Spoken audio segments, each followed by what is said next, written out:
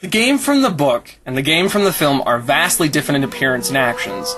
The book's Jumanji is very simple, a long rectangular box that holds a game board, and on that board is a path with twists and turns that end at the city of Jumanji. Along with this are game tokens and what may be handwritten instructions. It's also not made clear how many players can be in the party before starting the game. When you play, you move your pieces by hand and read what has happened to your party on the squares you land on. The game from the film is, again, vastly different. The box and board are one and the same. The game's exterior is an ornately carved cover. It depicts a jungle. On the top, to the left, Van Pelt. To the top right, a monkey. Bottom left, a rhino. And bottom right, an elephant. While the word Jumanji sits in the middle with a spear running through it. The board is opened like so. The interior is as beautiful and meticulous as its exterior. The board itself has 4 paths that twist and turn, leading to a green acrylic centerpiece. In between these paths are jungle leaves of various hues of green, while the board itself is a dark tan. The doors that now sit on either side of the board serve as a place to roll the dice, store your tokens, as well as read the instructions, which read as thus. Jumanji, a game for those who seek to find a way to leave their world behind. You roll the dice to move your token, doubles gets another turn, the first player to reach the end wins. Adventurers beware. Do not begin unless you intend to finish. The exciting consequences of the game will only end when a player has reached Jumanji and called out its name. In this version, the pieces throw themselves in place and move after the dice are rolled. They cannot be moved or removed from the board once the game has begun. After every roll, the player leans in and reads from the green acrylic centerpiece to see what has happened to the party. Both the film and the book never give a definitive answer as to who made Jumanji and where did it come from.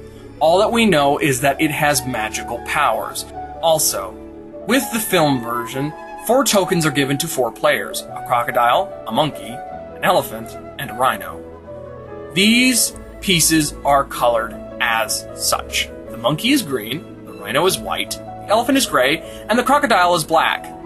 The original prop pieces are made to look as if they had been made out of some sort of precious ores, but I can't really tell what exactly. The dice also look like they may have been in-universe, cut out of ivory.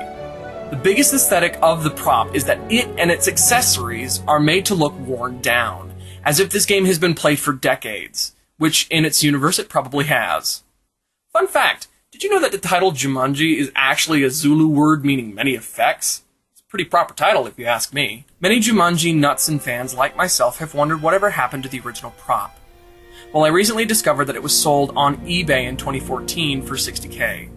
Whoever owns it now is very lucky. However, the photos from the auction itself show that the game is in very poor condition. The ring around the centerpiece is gone. The centerpiece looks slightly cracked. Some of the paint is wearing away, all the tokens and dice are missing. Replacement dice came with the board, but they're very poor. The exterior paint is faded. The white ivory hinge dowels are just wooden dowels now. The finish is coming off in many places, and the doors don't shut properly.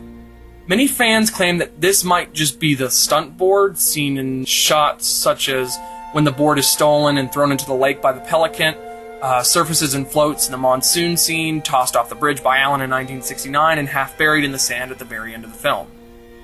Sadly, this is not the case.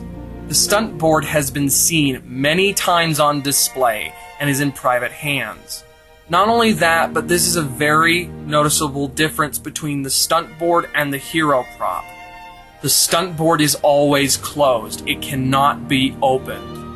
In all of the shots where the stunt board is seen, it clearly shows that the line that goes all the way through, even the spear, is not present. Only the lines at the end of the spear. It's sad to think that this beautiful prop has been treated so poorly after shooting ended. Hopefully whoever owns it now will give it some tender loving care, like all of us who loved this film with all our hearts and the memories it gave us.